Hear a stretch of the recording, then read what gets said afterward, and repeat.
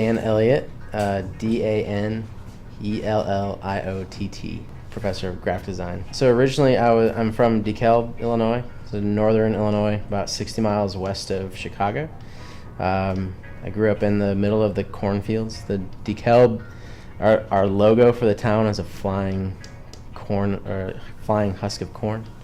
So we're in the middle of nowhere. So I took an architecture class in high school, and it was basically just drafting, and there was really no creativity involved in that class. There is an architecture, but that class was just about the mechanics of drawing on the computer. All my friends were taking a class in the graphic arts lab next door, and it looked so much fun. They were making things with their hands.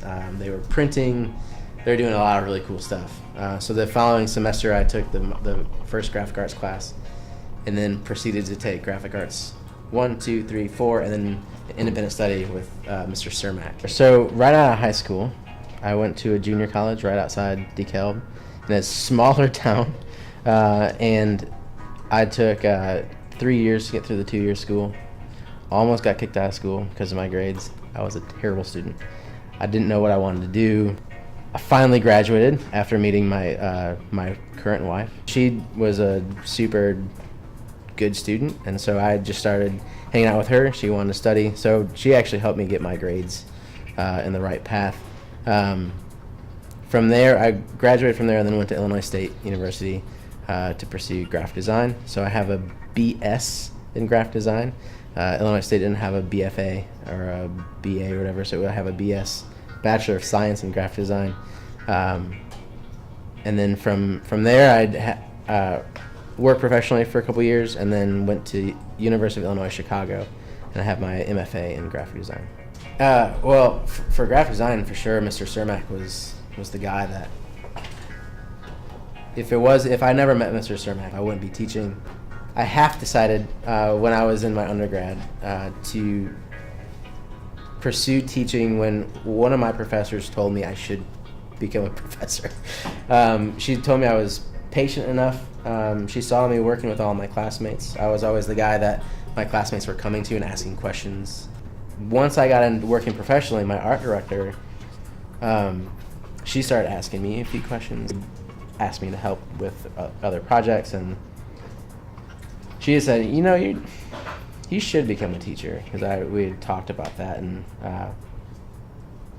so then I guess I went to grad school to see if that was something that I wanted to pursue, and I took a couple classes in design pedagogy, so how to teach, and kind of the process of teaching, and it just really clicked. I had good feedback from the students that I had in grad school, and it just seemed to be like, this is what I should be doing. I get as much out of teaching as I do designing, and I love it. It's a passion of mine, for sure. This. I like that. Oh. So they do something similar, right? What are the difference? What do you think is more successful about this one than that? 2010, two buddies of mine, and myself raised money for St. Baldrick's. It's a foundation that raises money for childhood cancer research, where people go in and shave their heads. You raise money, so people donate money for you to shave your head. I shaved. That was the last time I had my beard gone, but I raised over $2,000 to do it. So if we come up with a charity, maybe St. Baldrick's again sometime, if I can raise over $2,000, I'll gladly shave my beard. For me, motorcycles is more of an expression of who I am, and so if I can make my motorcycle feel more like what I am, what I like, then I think it's more true to me, right? I'm not going to go buy a Harley because it's cool to ride Harleys. I'm going to buy a bike that I can work on and screw around with and make mine. So I'd buy can I swear here? I can buy a shitty motorcycle and chop pieces off of it and not feel bad about it, and paint it with spray paint, and it looks like garbage, but it's mine. If I could give any advice to anyone, it would be never stop learning. It's really easy to say, like, I know everything about this. You don't know anything.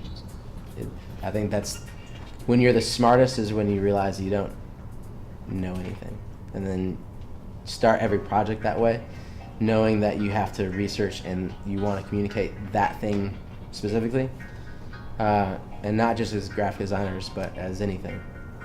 Assume that you don't know anything and learn about it.